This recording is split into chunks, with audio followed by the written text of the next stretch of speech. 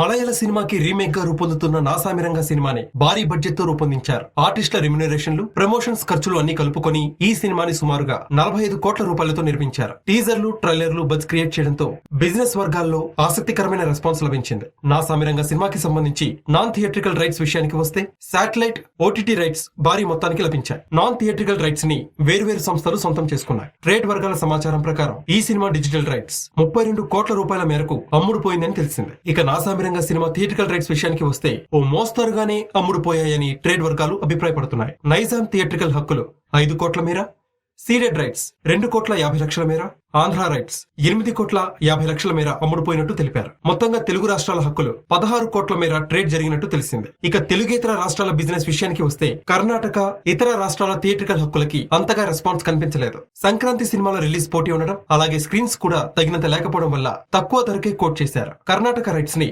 ₹1,00,00,000కి, overseas rights ₹2 కోట్ల అమ్ముడుపోయాయి. దాంతో Naa Saami Ranga theatrical rights 19 కోట్ల మేర కలెక్షన్స్ నమోదయ్యాయి. సంక్రాంతి బరిలో దిగిన నాసామిరంగ సినిమాకి గుంటూరు కారం, హనుమాన్, సైంధవ్ సినిమాల నుంచి గట్టి పోటీ ఎదురయ్యే అవకాశం ఉంది. నాసామిరంగ సినిమా లాభాల్లోకి రావాలంటే కనీసం 20 కోట్ల రూపాయల బ్రేక్ ఈవెన్ టార్గెట్ ని అధిగమించాల్సి ఉంటుంది. మరి ఈ సినిమా బ్రేక్ ఈవెన్ సాధిస్తుందా లేదా అనేది వేచి చూడాలి.